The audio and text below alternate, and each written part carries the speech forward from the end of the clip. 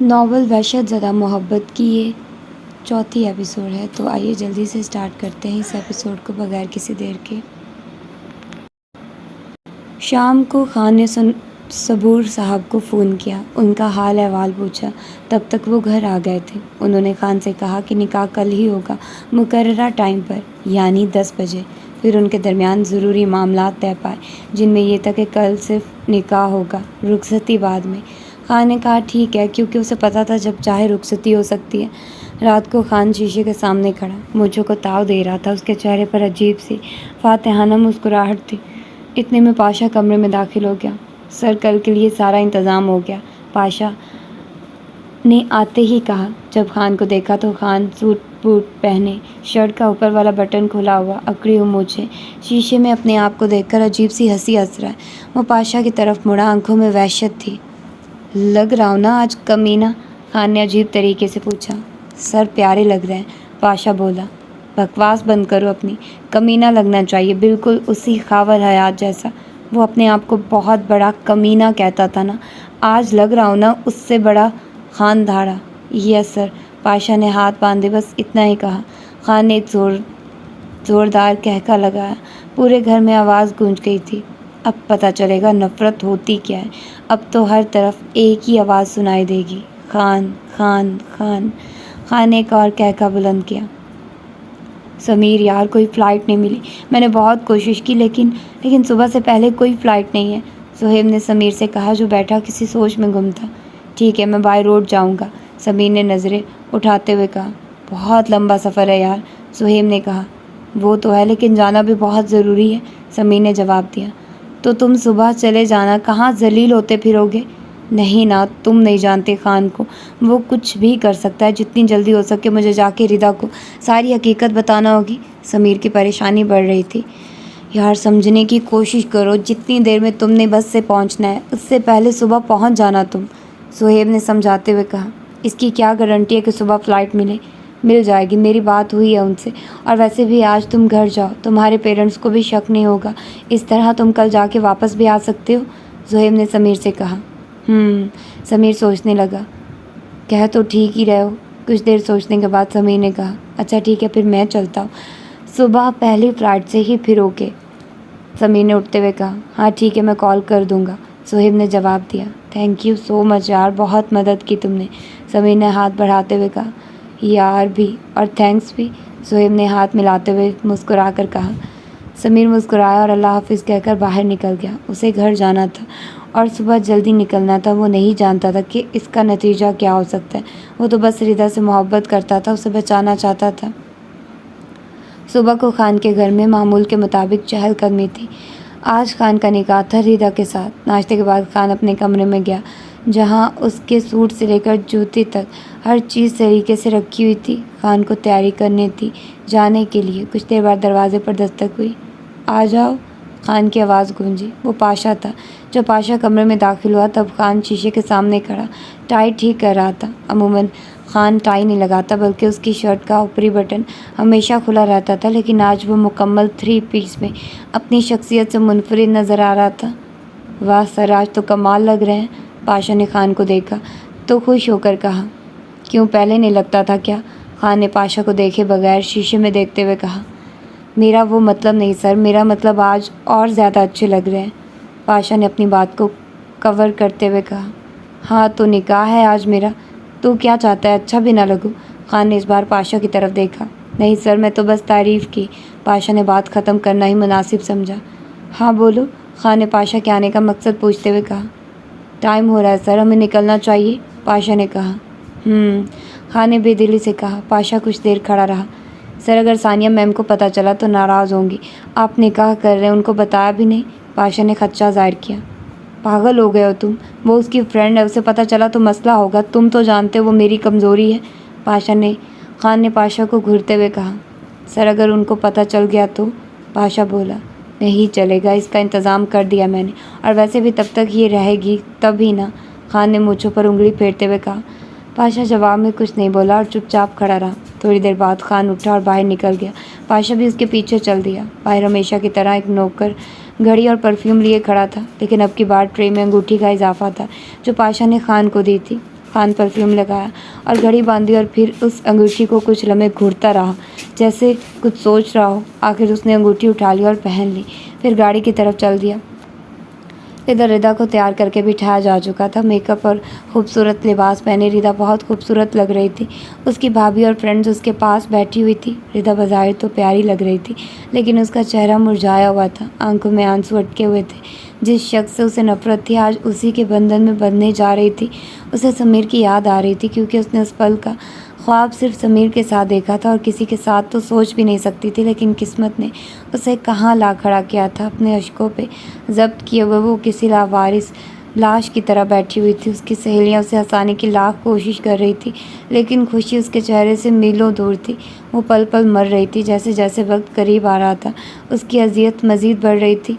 सारा इंतज़ाम हो चुका था। उसका भाई और वालिद मेहमान को रिसीव करने में मसरूफ़ थे। रिदा की वालदा तो थी नहीं, इसलिए ख़वातीन को संभालने के फ़राइज़ भाभी और एक आंटी जान सरअंजाम दे रही थी।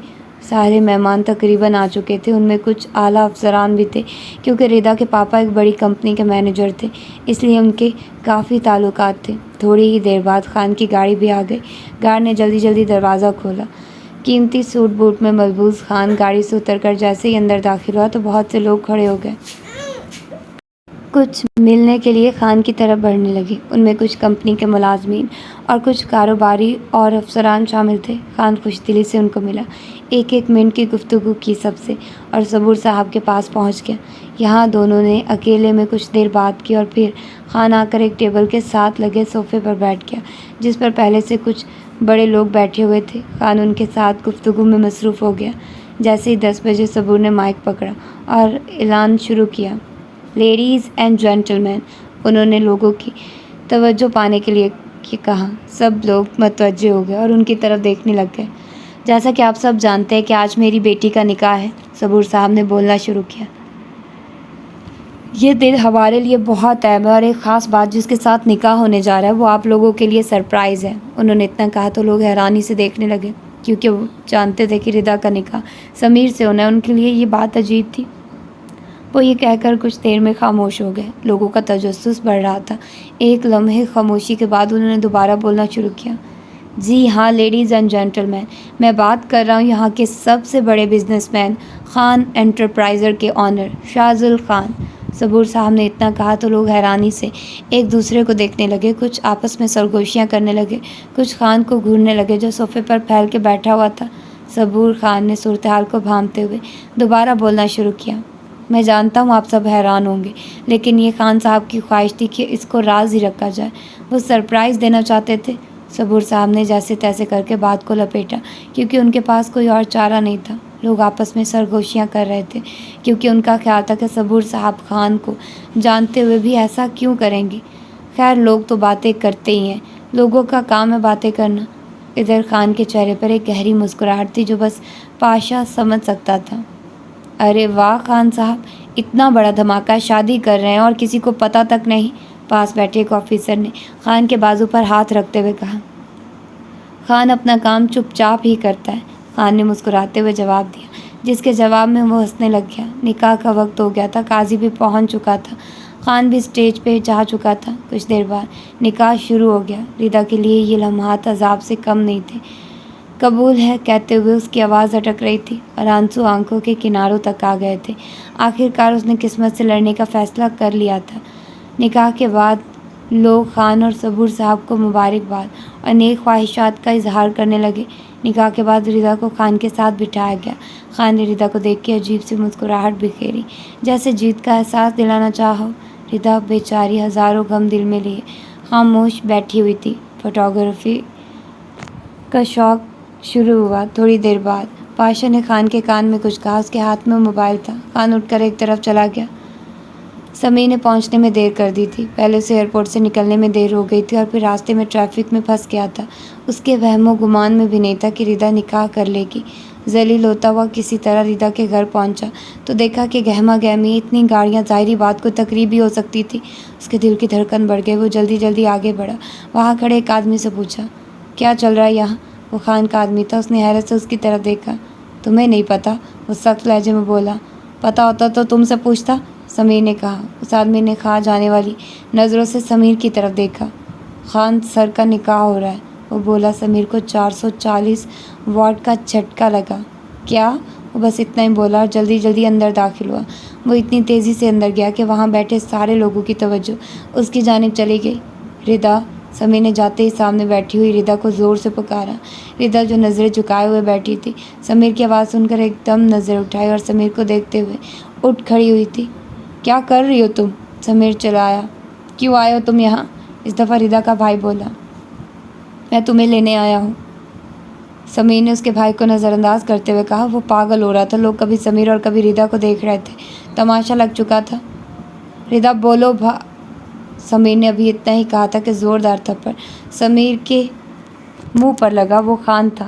خبردار جو میری بیوی کا نام لیا تو، خان نے غصے سے کہا۔ سمیر کو ایک زبردست جھٹکا لگا۔ ردا کی آنکھوں سے آنسو بہنے لگے۔ یہ مکار شخص ہے، تم نہیں جانتی اس نے کیا کیا ہے تمہارے اور میرے ساتھ، سمیر نے سنبھلتے ہوئے کہا۔ خان نے ایک بار پھر ہاتھ اٹھایا، لیکن اس بار ردا پہنچ چکی تھی۔ اس نے خان کا ہاتھ پکڑ لیا، پھر آگے آئی۔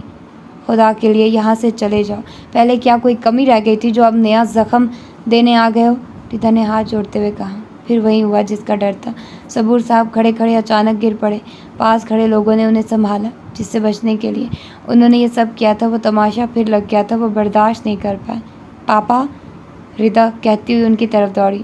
ان کو ہوش نہیں تھی۔ خان نے پاشا کو کہا جلدی جلدی ان کو ہسپتال لے جانے کے لیے۔ ان کے جانے کے بعد ردا سمیر کی طرف آئی اور آنکھوں میں آنسو لیے غصے سے بولی۔ نہیں کرتے ہمیں، پہلے تھوڑے دکھ دیے ہیں، اب کیا جان بھی لوگے؟ مار کے چین ملے گا تمہیں؟ قصور کیا ہمارا؟ کیوں معاف نہیں کرتے ہمیں؟ اگر پاپا کو کچھ ہوا نا تو میں تمہیں کبھی معاف نہیں کروں گا، ردا نے چلاتے ہوئے کہا۔ اس سے پہلے کہ سمیر کچھ کہتا، خان آگے بڑھا اور سمیر کو گریبان سے پکڑتے ہوئے کہا۔ اگر دوبارہ یہاں نظر آئی یا میری بیوی کا نام لینے کی کوشش کی تو بولنے کے لائق نہیں چھوڑوں گا۔ یہ کہہ کر خان نے گارڈز کو اشارہ کیا، جو سمیر کو کھینچتے ہوئے باہر لے گئے۔ وہ پکار رہا تھا لیکن سننے والا کوئی نہیں تھا۔ خان نے مہمانوں سے معذرت کی اور باہر نکل گیا۔ ردا کھڑی رو رہی تھی۔ اس کے بھائی نے اسے گلے لگایا اور اسے لے کر گاڑی کی جانب چل دیا۔ انہیں ہسپتال جانا تھا۔ ردا کے والد کی حالت نازک ہو گئی تھی، انہیں گہرا صدمہ پہنچا تھا، وہ کوما میں جا چکے تھے۔ ردا بیچاری جو پہلے ہی اتنے مشکلوں سے گزر رہی تھی، ایک نیا عذاب ٹوٹ پڑا تھا۔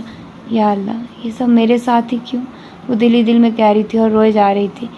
کہتے ہیں جب تقدیر امتحان لینا شروع کرتی ہے تو رعایت نہیں کرتی۔ آئی سی یو میں پڑے صبور صاحب زندگی اور موت کی کشمکش میں مبتلا تھے۔ اس کا قصوروار کون؟ سمیر خان یا وہ خود؟ خیر اس وقت وہ سارا الزام سمیر کو ہی دے رہی تھی۔ سمیر دھکے دے کر باہر نکال دیا گیا تھا۔ وہ ویران سڑک کے کنارے بیٹھا اپنی محبت کو کوس رہا تھا۔ اس کے پاس کوئی راہ نہیں بچی تھی۔ ردا اب خان کی ہو چکی تھی۔ وہ کیا ردا اس کی محبت بھول چکی ہے؟ کیا اب اسے بھی بھولنا ہوگا؟ لیکن کیسے؟ وہ کہتے ہیں نا، محبت کی قبروں کے دکھ بہت عجیب ہوتے ہیں۔ جیسے جیسے قبریں پرانی ہو جاتی ہیں، دکھ بڑے ہو جاتے ہیں۔ روز فاتحہ پڑھنی پڑتی ہے اور فاتحہ پڑھنے والے کے دکھ کم نہیں ہوتے۔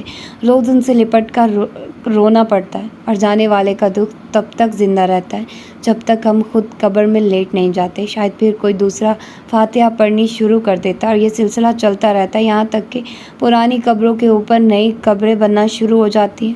کبھی سوچا ہے پرانے قبرستان کدھر جاتے ہیں؟ وقت کے ساتھ ساتھ قبریں زمین کے برابر ہو جاتی ہیں، ان کا قد کاٹ، ان کے کتبے ختم ہو جاتے ہیں اور ان پہ کوئی دوسرا سونے والا اپنا ٹھکانہ بنا لیتا ہے۔ ایسی ہی ایک قبر میں محبت دفن ہے، ایسی ہی محبت ادھر بھی دفن ہو چکی تھی، جس کے کچھ تباہ ہو چکا تھا ہستی مسکراتی زندگی۔ وہ ہزاروں عہد و پیمان ایک لمحے میں مٹ چکے تھے۔ محبت کیا اتنی کمزور ہوتی ہے؟ سمیر اور ردا دونوں اسی شش و پنج میں تھے کیونکہ ان کی محبت دفن ہو چکی تھی۔ سمیر کو اب واپس لوٹنا تھا کیونکہ ردا کے سامنے اسے دھکے دے کر باہر نکالا گیا اور اس نے کچھ بھی نہیں کیا۔ حالانکہ جب وہ لوٹ آیا تھا تو ردا کو اس کی بات سننی چاہیے تھی، لیکن وہ تو کسی اور کے بندھن میں بندھ چکی تھی۔ خان نے اتنی مہارت سے کھیل کھیلا تھا کہ اس کے سامنے محبت ہار گئی تھی اور نفرت جیت گئی تھی۔ ایک دن تمہیں احساس ہوگا جب یہ گرد چھٹے گی تو تم پکارو گی مجھے، میں تب بھی تیار رہوں گا، سمیر نے کہا اور اٹھ کے چل دیا۔ اسے واپس جانا تھا ہمیشہ کے لیے۔ خان نے شہر کے سب سے بڑے اسپتال میں ردا کے پاپا کو ایڈمٹ کروایا تھا۔ ان کا علاج جاری تھا۔ وقت گزر رہا تھا لیکن کوئی بہتری نہیں آ رہی تھی۔ اب ان کا جو وقت بچا تھا وہ اسپتال میں ہی گزرنا تھا۔ ڈاکٹر نے کوئی گارنٹی دینے سے معذرت کر لی تھی۔ ریتا دن بدن مرجھاتی جا رہی تھی۔ اس کو چاروں طرف سے غموں نے گھیر لیا تھا، لیکن وقت کسی کی پرواہ کیے بغیر اپنے رفتار سے جاری تھا۔ سمیر کراچی جا چکا تھا، پیچھے سے زویم نے سب سنبھال لیا تھا۔ ایک دن بعد ان کی کینیڈا کے لیے فلائٹ تھی، وہ جا رہے تھے یہ ملک چھوڑ کے۔ اس کے گھر والے اس کی شادی اس کی ایک کزن سے کرنا چاہ رہے تھے، لیکن سمیر نے انکار کر دیا کہ فی الوقت وہ ایسا کچھ سوچنے کی پوزیشن میں نہیں ہے۔ انہوں نے بھی زیادہ اصرار نہیں کیا کہ وقت کے ساتھ ساتھ خود ہی سمجھ جائے گا۔ شام کے سائے ڈھلنے کو تھے، سمیر ایک بار پھر درگاہ پہنچا اور اسی بزرگ کو ڈھونڈنے لگ گیا۔ کچھ دیر بعد وہ ایک جگہ بیٹھے نظر آ گئے۔ سمیر نے سلام کیا، بزرگ نے پہچان لیا، اسے خوش دلی سے ملے۔ بڑے دنوں بعد آیا پتر، خیریت ہے نا؟ بزرگ نے پوچھا۔ خیریت ہی تو نہیں ہے بابا جی، محبت ہار آیا ہوں، میں نے دیر کر دی، سمیر نے پاس بیٹھتے ہوئے کہا۔ اوہ، یہ تو بہت برا ہوا۔ محبت پکارے تو جوتی نہیں پہنتے، بس دوڑ لگا دیتے ہیں ننگے پاؤں ہی۔ عشق ہمیں مقتل میں پکارے تو صحیح، پابائے زنجیر چلے آئیں گے چھن چھن کرتے۔ بزرگ چپ ہوئے، اب وہ کسی اور کی ہو چکی ہے۔ سمیر خلا میں گھرتے ہوئے بولا، محبت کی جڑیں بہت گہری ہوتی ہیں، اتنی آسانی سے نہیں اکھڑتی ہیں۔ جسم کسی اور کا ہو سکتا ہے، روح نہیں۔ اب میں کیا کروں بابا جی؟ سمیر نے پوچھا۔ ایک محبت کھو دی ہے تو دوسری بچا لو، کہیں ادھر بھی دیر مت کر دینا، ہو سکتا ہے یہ محبت تمہیں نجات دلا دے۔ ماں باپ، بزرگ نے جواب دیا۔ بابا جی آپ کی کہانی کیا ہے؟ آپ محبت کے بارے میں اتنا کیسے جانتے ہیں؟ لگتا ہے آپ کو بھی کوئی گہری چوٹ لگی ہے۔ سمیر کی یہ بات سن کر بزرگ مسکرائے۔ محبت ہر شخص پر حملہ کرتی ہے، کوئی اس کی زد میں آ جاتی ہے تو کوئی بچ جاتا ہے۔ محبت اللہ کی عطا کی ہوئی نعمت ہی تو ہے، بقول حضرت واصف علی واصف۔ محبت مانگنے سے نہیں ملتی، یہ تو نصیب کی بات ہے، جس کے نصیب میں ہوتی ہے اسے مل جاتی ہے۔ زمین پر جو آسمانی چیز ہے وہ محبت ہی تو ہے، بس فرق ہوتا ہے حقیقی اور مزاجی کا۔ رانجھے کا عشق مجازی ہو سکتا ہے، لیکن وارث شاہ کا عشق حقیقی ہے، بزرگ سمجھاتے ہوئے بولے۔ اگر عشق حقیقی ایک حقیقت ہے تو اللہ نے مجازی عشق کیوں رکھا؟ سمیر نے پوچھا۔ پتر، تو نے سنا نہیں؟ یہ جو مجازی محبت ہوتی ہے نا، یہ آزمائش ہوتی ہے دل کی، انسان کے دل کی، اس کے عزم کی، اس کی مستقل مزاجی کی آزمائش۔ اللہ پہلے انسان کے دل میں مجازی محبت کا بیج بوتا ہے، پھر اس مجازی محبت کو آزمائشوں میں چلا کر کندن بنا دیتا ہے، اور جب انسان کا دل گداز ہو جاتا ہے، نرم ہو جاتا ہے، اس قابل ہو جاتا ہے کہ اللہ پاک کی محبت اس میں گھر کر سکے، تو اللہ پاک اس دل کو اپنے لیے منتخب کر لیتا ہے۔ اور پتہ ہے اللہ پاک ایک انسان کے لیے دوسرے انسان کی محبت کا انتخاب پہلے کیوں کرتا ہے؟ اللہ پاک آزماتا ہے انسان کو اس کے ہی جیسے دوسرے انسان کے ذریعے۔ کیوں آزماتا ہے؟ تاکہ اس دل کی آزمائش ہو سکے، اس دل کو ایک کا ہو کے رہنا بھی آتا ہے یا نہیں۔ اور جب انسان اسی دوسرے انسان کے ہاتھوں ٹوٹ جاتا ہے نا، جسے اس نے ایک بنا رکھا ہوتا ہے، تو اللہ ہی سب سے پہلے یاد آتا ہے، اور بس پھر اللہ ہی یاد رہ جاتا ہے۔ ہر محبت، ہر تعلق، ہر رشتے کی ڈور اس مہربان محبت کرنے والے اللہ پاک سے جڑ جاتی ہے۔ یہ جو مجازی محبت ہوتی ہے نا، یہ بس پہلا قدم ہوتا ہے، بارش کا پہلا قطرہ ہماری مٹی میں کہاں جذب ہو جاتا ہے پتہ ہی نہیں چلتا، پھر بس محبت باقی رہتی ہے اور اللہ۔ بزرگ کی وضاحت سمیر پر اثر کر رہی تھی، ان کی باتیں سمیر کے اندر یقین اور سکون کی کیفیت پیدا کر رہی تھی۔ مجھے ایک بات کی سمجھ نہیں آئی بابا جی، محبت عشق ہے کیا کیوں ہے؟ پتر، یہ جو محبت ہے نا، یہ نفس سے بت، کسی بت سے بے خودی سے خود، اور خود سے خدا، خدا سے خدا کی خدائی کی آشنائی کا سفر ہے۔ یہ سفر زندگی میں ہر لمحہ، خود فریبی سے لمحہ، بے یقینی سے لمحہ، بے بسی سے لمحہ، خود سپردگی سے ہوتا لمحہ، تو کل سے لمحہ آشنائی کا سفر ہے۔ یہ سفر لمحہ محبت کی چاہ سے ہوتا، شراب کے گرد و غبار سے گزرتا، حقیقت کی چاہ میں ضم ہوتا، رب کی محبت کو محسوس کرتا، اپنی تاریکیوں سے نکلتا، رب کی محبت کی عطا کی ضیاء سے دمکتا، کائنات کو جگمگانے کا سفر ہے۔ محبت دراصل اپنی تلاش کا سفر ہے، اور اللہ محبت ہے، ایک تلاش ہے جو ازل سے ہے جاری، ایک سفر ہے جو ختم نہیں ہوتا۔ بزرگ خاموش ہوئے تو سمیر نہ سمجھنے والے انداز میں ان کو دیکھا۔ بابا جی سمجھ گئے، یہ حقیقت کی باتیں ہیں، تیری سمجھ میں نہیں آنی، تو ابھی عشق مجازی کی پہلی سیڑھی پر ہے، ابھی تو اس کے اصول نہیں سیکھے۔ जाओ यकीन करना सीखो, उसने जो चुना है तुम्हारे लिए वो ठीक है, शायद फिर से पुकार आए। और हाँ, तुम्हारी मोहब्बत अगर सच्ची हुई तो वो कभी नहीं भूलेगी। बुजुर्ग की इस बात ने समीर के दिल में उम्मीद की किरण पैदा कर दी थी। आपने असूलों का जिक्र किया, मैं वो असूल कहाँ से सीखूं?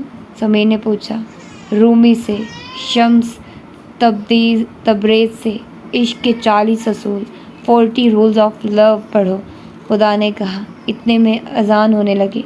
अब जाओ, मेरा इश्क मुझे पुकार रहा है, कहीं मैं भी देर ना कर दूँ।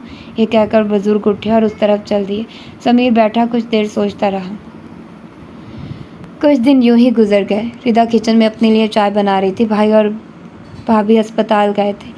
सबूर साहब को देखने कभी रिदा चली जाती तो कभी वो अपने काम में मगन थी कि घंटी बजी। वो समझी शायद भाई और भाभी आ गए। उसने जल्दी से जाके दरवाज़ा खोला तो आगे खान खड़ा था। वो एकदम डर गई और घबरा के पीछे हट गई। उसने जल्दी जल्दी अपना दुपट्टा सेट किया। आप यहाँ? वो बड़ी मुश्किल से इतना ही बोल पाई थी। क्यों, मुझे क्या है, मैं नहीं आ सकता? खान बोला। नहीं, मेरा मतलब घर में कोई नहीं है। रिदा घबरा गई थी। तुम तो हो ना? खान ने इतना कहा और अंदर दाखिल हो गया। भाई घर नहीं है, रिदा ने डरते हुए कहा। खान एकदम रिदा की जाने मुड़ा। थोड़ा आगे हुआ तो रिदा के पीछे हटी और दीवार से जा लगी। खान उसके करीब आया और कान के करीब जाके सख्ती से कहा, मैं अपनी बीवी से मिलने आया हूँ, तुम्हारे भाई से नहीं। ये कहकर खान उसके और भी करीब हो गया, इतना कि उसे खान की मूछें टच होती हुई महसूस हुई। रिदा को उलझन हो रही थी, उसकी सांसें तेज़ थी। उसने अपना मुंह एक तरफ कर लिया। दूर हटिए प्लीज़, रिदा ने मुश्किल से कहा।